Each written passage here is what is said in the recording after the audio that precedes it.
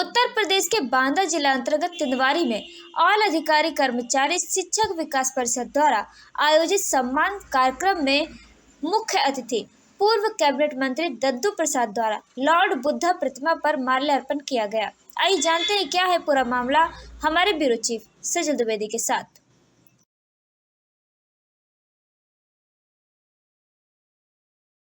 बांदा जिले के तिंदवारी के कुर्सेजा धाम के पास गोखरही रोड में आल अधिकारी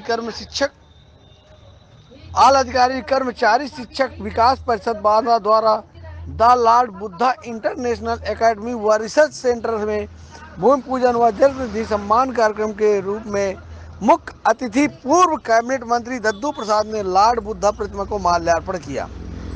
बसपा शासन के पूर्व कैबिनेट मंत्री दद्दू प्रसाद ने कहा कि the Lord Buddha international academy व रिसर्च सेंटर के स्थापित होने से अब IIT, MBBS, नीट जैसी परीक्षाओं की तैयारी व PhD करने के लिए छात्रों को कोटा, दिल्ली नहीं जाना पड़ेगा। यहाँ कोचिंग समेत रहने, खाने आदि की सारी सुविधाएं उपलब्ध होंगी। यहाँ कक्षा 1 से 12 तक की भी शिक्षा दी जाएगी। यहाँ से पढ़कर निकले छात्र छात्राओं को भटकना नहीं पड़ेगा।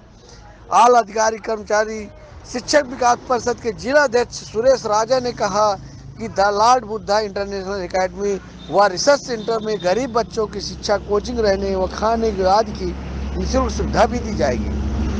कार्यक्रम में जनप्रतिनिधियों को सम्मान किया गया। डॉक्टर जे विक्रम सिंह, जिला पंचायत सदस्य सुनील सिंह पटेल, शिलेंद्र प्रवक्ता सत्य स्वरूप, रामकरण वर्मा, हरदेश वर्मा, DK वर्मा, दादूराम, संजीव मोहन, आराधना, विमल, मनोज कुमार, जय नारायण, अरविंद वर्मा, पिपरवा गांव प्रधान आशा प्रजापति, मिर्गानी प्रधान जयकरण वर्मा, वसीलपुर प्रधान राजकिशोर वर्मा, गोखरई प्रधान प्रतिनिधि आनंदी परसौंडा, प्रधान प्रतिनिधि गुमान सिंह आज वहां कार्यक्रम में मौजूद रहे।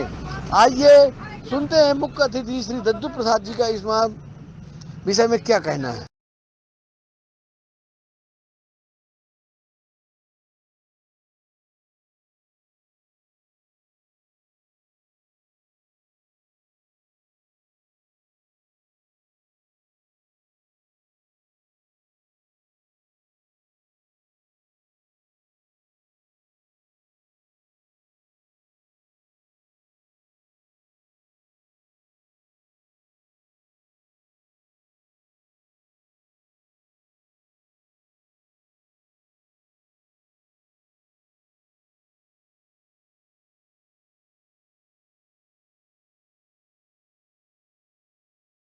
में कौन सी चीज़ का शिलान्यास हो रहा है?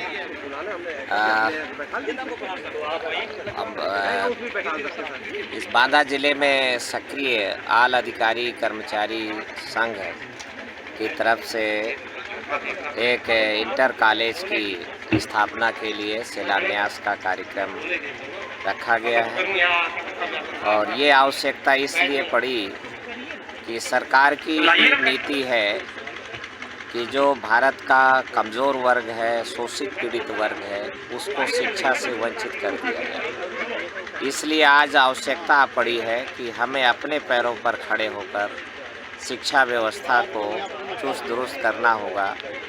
शिक्षा सारे धनों का उद्गम है और जो लोग धन संपदा चाहते हैं तो वो शिक्षा का जो धन है, जो जनरेटर है, तो उस जनरेटर को चलाना होगा। और 3000 साल पहले भारत में अगर एक बहुतायत आबादी को, भारत के शोषित पीड़ित जनता को गुलाम बनाया गया तो उसके पीछे बड़ा कारण अशिक्षा, अज्ञानता, अवैज्ञानिकता है। इसलिए आज आवश्यकता है कि प्रत्येक नागरिक को शिक्षित किया जाए। पर सरकार के द्वारा चलाए जाने वाले जो शिक्षण संस्थान हैं तो वो सफ़ेद हाथी साबित हो रहे हैं और ख़ास करके बुनियादी शिक्षा को कोलैप्स करने का पूरे देश में एक षड्यंत्र चल रहा है। तो इसलिए जब परीक्षाएं एक समान हैं तो शिक्षा भी एक समान होनी चाहिए। तो बात आई कि 1 नेशन 1 एजुकेशन और संविधान के अनुच्छेद 21 का में तो ये बाबा साहब अम्बेडकर ने लिखा है कि 6 साल से 14 साल तक की उम्र के सभी बालकों को निःशुल्क, अनिवार्य और एक समान शिक्षा का प्रबंध सरकार करे। तो सरकार अगर नहीं कर रही है तो जनता को स्वयं आगे आना होगा। जो अभिजात्य वर्ग है, जो लायक लोग हैं, उन्होंने ऑलरेडी अपने शिक्षण संस्थान खोल रखे हैं और उससे करोड़ों रुपया कमा रहे हैं।